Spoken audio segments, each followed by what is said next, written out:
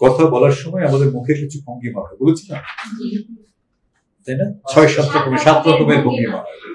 সেই 7টা ভঙ্গিমা আয়ত্ত করা, যাতে মনে না হয় যে আমি চেপে চেপে কথা বলছি, অথবা ওই যে গাল এরকম করে রাখছি, এরকমই বলছি, এরকম করছি, তাই না? এটা না, যেখানে যে বর্ণ বলার সময় আমার মুখের ভঙ্গিটা যেরকম হওয়া ঠিক সেরকম, না হলে আমার ফেসটাও দেখতে সুন্দর লাগবে না, বলাটাও সুন্দর লাগবে না, দেখতে চাবে না, বিরক্ত। অনেকের কথা আছে না যে মুখের ভঙ্গিমা দেখলে বিরক্তি লাগে, যে কি দরকার নেই, কিন্তু শব্দ সুন্দর হচ্ছে, চোখ বন্ধ করলে মনে হয় যে না শব্দ তো ঠিক আছে, কিন্তু মুখে এরকম ভঙ্গিটা এরকম কেন? হ্যাঁ, চোখ বন্ধ করলে মনে হয় না ঠিকই তো বলছে, কিন্তু মুখের ভঙ্গি এরকম লাগছে, যাতে এইটাও না মনে হয়, ফেসটা যাতে ভালো যায়, এই ফেসটা। আর সবসময় মানুষ, আরেকটা বলি যে আমি হাসি মুখ দেখতে মানুষ পছন্দ করে।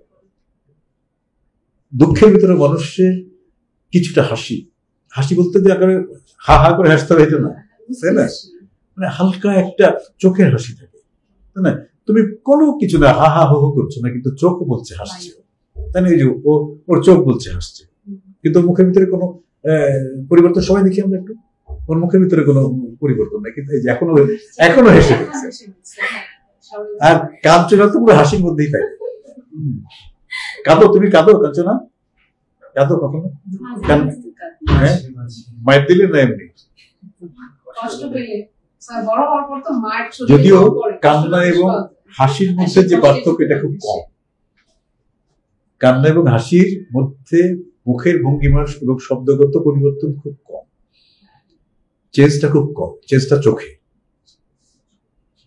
যে হাসে সে কান্নার মতো করেই হাসে অনেকে, আবার হাসার মতো করে কাঁদে অনেকে, কিন্তু চোখে বোঝা যায় যে সে হাসছে না কাঁদছে।